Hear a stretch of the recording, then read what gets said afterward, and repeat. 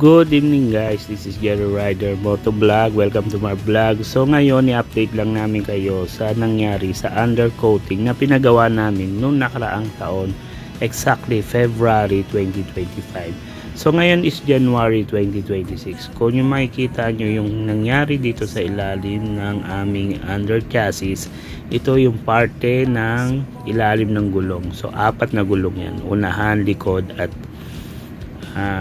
makikita nyo natuklap na siya. So wala pang isang taon na natuklap na yung pinagawa naming undercoating, na hindi ko alam po ilang coating ang nilagay na pinagawa namin.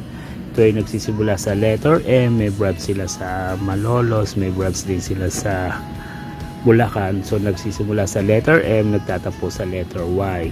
So hindi ko alam kung gaano kaganda yung coating na nilalagay nila. So ngayon, hindi ako satisfied. Hindi ko alam kung ano naging effect na ito, ba't natanggal agad. So ito ay nagpa-carwash lang kami na ito kahapon, yung nakarang araw. So ngayon naisipan ko kasi ng gulong maghangin. So bigla ko napansin na bakit may ganun, may mga something gold. So nakita ko natanggal yung mga pina-undercoat namin, pinalagay namin undercoating na rubberized daw.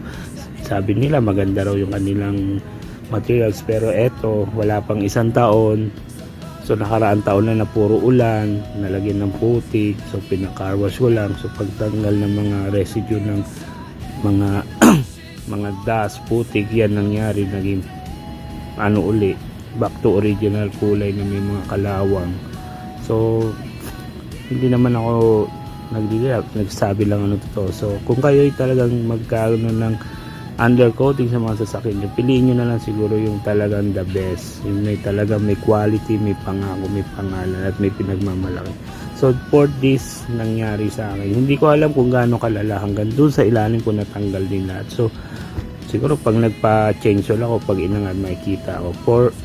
Pero this talagang nangyari, yung apat na side ng gulong, lahat ng ilalim natanggal siya, lahat na peel off. So ngayon darating ulit na tagulan, so nag-worry ako na talagang kainin siya ng kalawang. So sa mga magpapagawa dyan, talagang ayusin nyo, i-review mabuti. Huwag kayong maniniwala sa mga pangakong super sale, talaga ipapangako ang langit at lupa. So this just an evidence naman talaga, di ba? Hindi ako nagsasabi ng paninira or something, talaga naman natanggal. So makikita nyo. So sa mga gustong mag-review dyan, letter M, M nagsisimula, Y nagtatapos, meron sila sa Malolos at Pukawi branch. So bahala na kayo, it's your own decision naman kung saan magpapagawa. Sa akin naman is just talagang gusto kong sulit yung binayad natin, no? Wala pang isang taon to, February 2025, ngayon January 2026, yan na yung nangyari. Nagpa-carwash na, tanggal yung mga putik. So sumama pati yung pintura. So review na lang, sama na lang kayo sa iba pang review sa mga nangyari. This Jerry Rider, subscribe and follow. Bye bye, ride safe always.